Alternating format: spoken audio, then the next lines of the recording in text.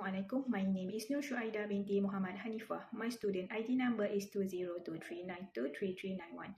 I and my team member from Group 2 will presenting the finance for small and medium-sized entity in Malaysia. Okay, in Malaysia, small and medium enterprise is defined by SME Corporation Malaysia based on either the sales turnover or number of full-time employee. So if you can see from the chart from the bottom category, from micro category, the manufacturing and sales and other sector, they must have a same sales turnover that is less than 300,000 with the total employee is less than 5. Okay, for the small sector, the sales turnover is for manufacturing, the sales turnover is from 300,000 to 15 million, or with the employee number from 5 to 75%. For the service and other sector, the sales turnover is from 300,000 to 3 million, or the employee is from 5% to 30%. Okay, at the top chart is the medium sector. The manufacturing sales turnover is from 15 million to 50 million, or the employees number is from 75 to 200 employees. Okay, to the service and other sector, the sales turnover is from 3 million to 20 million, with the employee number is from 30% to 75%. Okay, for the company size criteria, manufacturing SME sales turnover must less than 50 million and employee must less than 200%. For the service and other sector, okay, sales turnover less than 20 million with employee less than 75%. For the sector coverage, SME operate across all economic sector, manufacturing, servicing and others. Example including trading, retailing, F&B, logistic, professional, servicing, constructions and other sector. For economic importance, okay, SME are called the backbone of national economy because it make up the majority of businesses in country. They create a large number of jobs, support income for many households, and then contribute significantly to Malaysia GDP. SME also encourage entrepreneurship by allowing individual to start and grow the business. Next, I will explain about the challenges faced by Malaysian SME.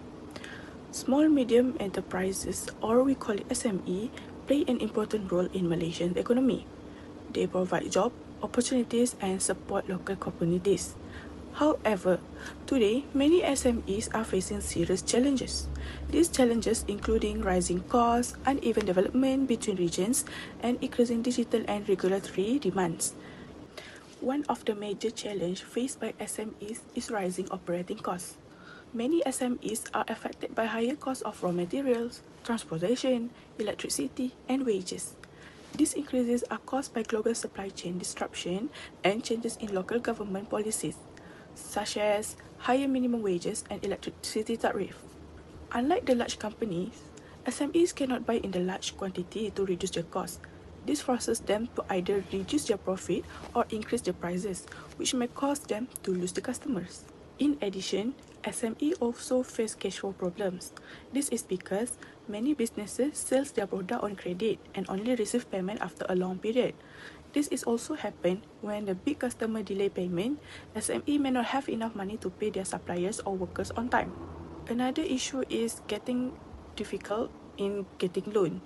Even with government support, banks are more careful when lending to SME. This is because many SMEs do not have a strong collateral or long credit record, which making it hard for them to get affordable financing. Number 2 is uneven progress and regional competition. As we all know that not all SME is grow at the same pace. For example, SMEs in the urban areas such as Klang Valley, usually they have a better internet access, infrastructure and skilled workers. Meanwhile, SMEs in rural areas such as the East Coast and East Malaysia, they have faced higher delivery costs and weaker internet connection. This makes it difficult for them to compete with online business and e-commerce.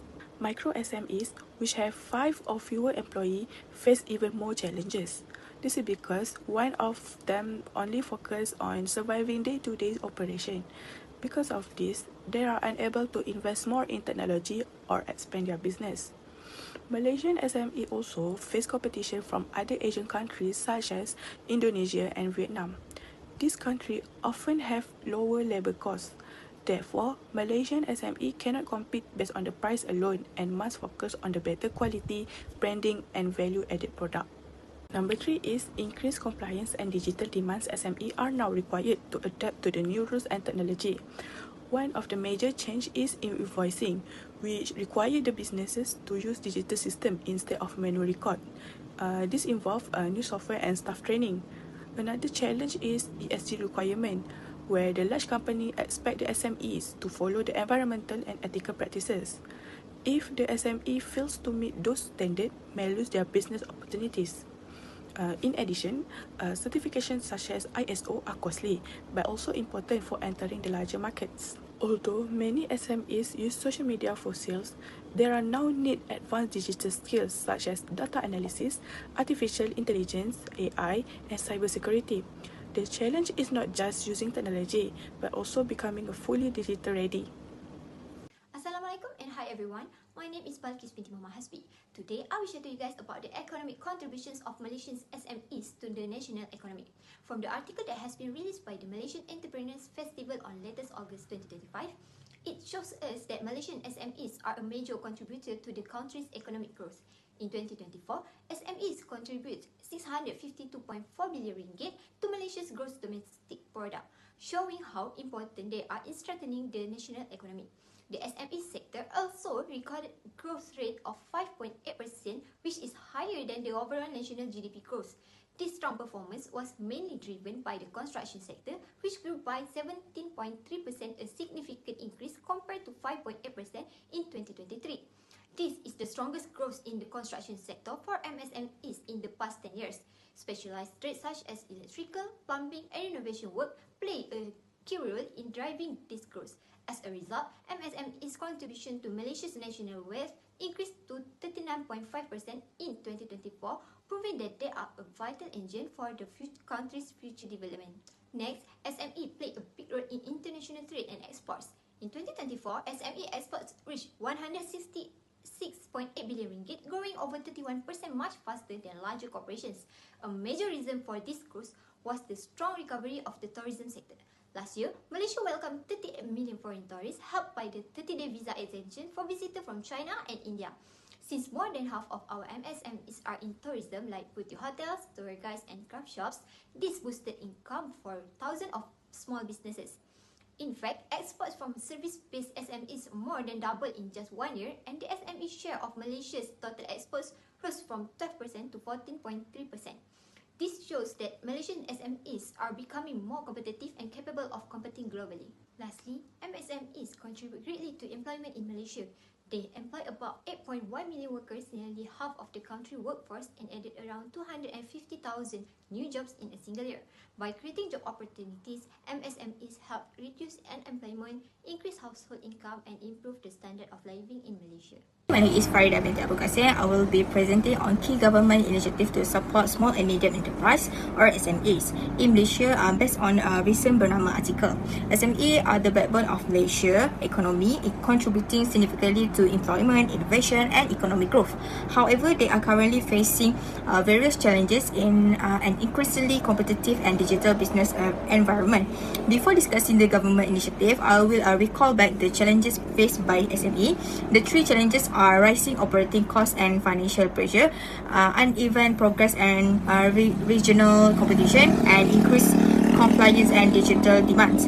To address this challenge, this government has introduced several key initiatives. I will now discuss three of them. The first one is direct financial support and grants. The second one is digital and skill advancement. And the third one is regional integration and trade facilitation.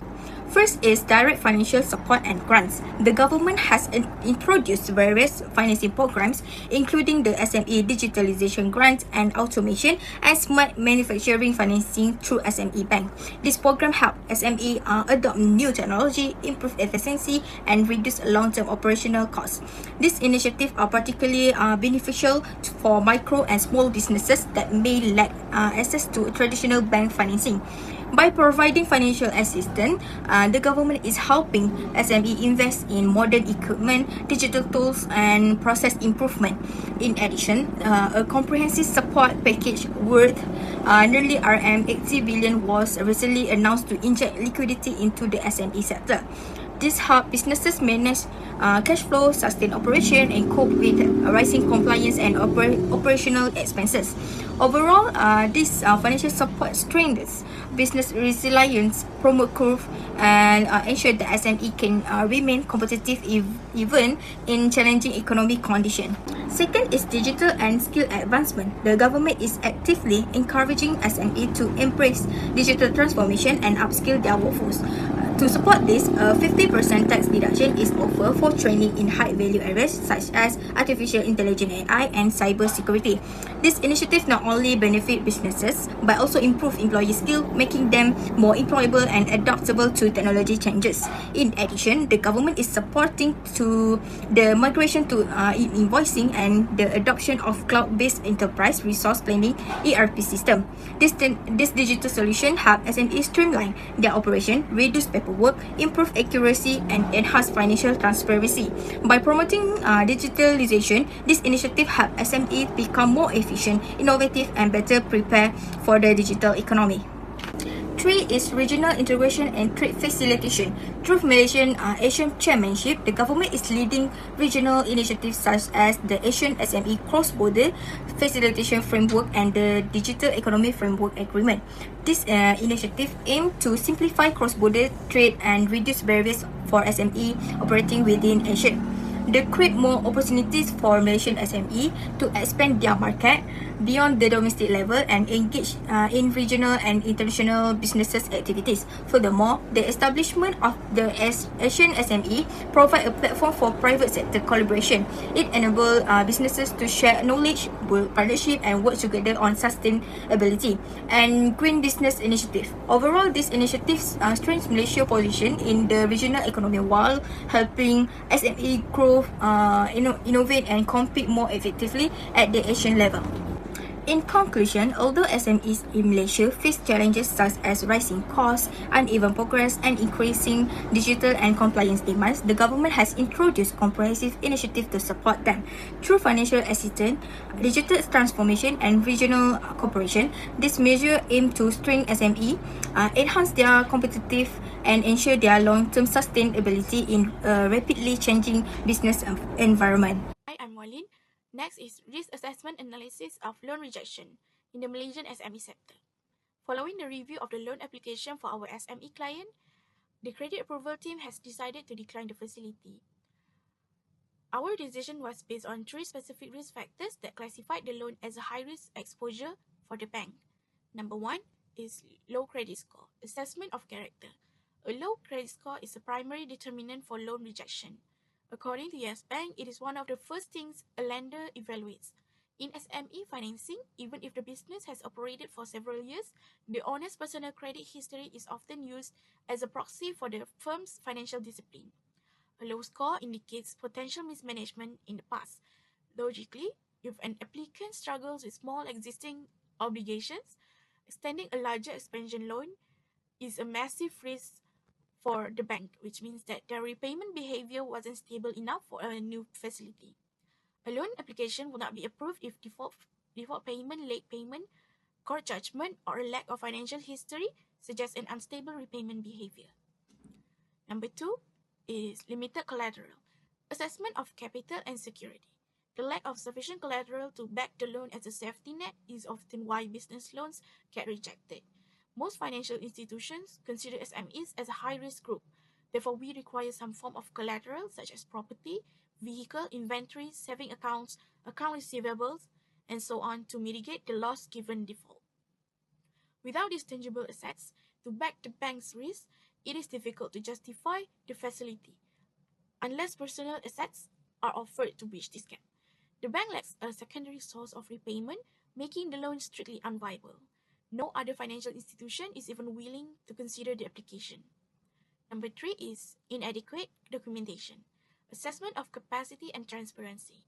Professional lending relies on transparency.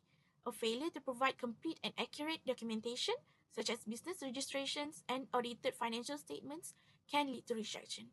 This creates a gap where the credit team cannot logically verify the business capacity to repay.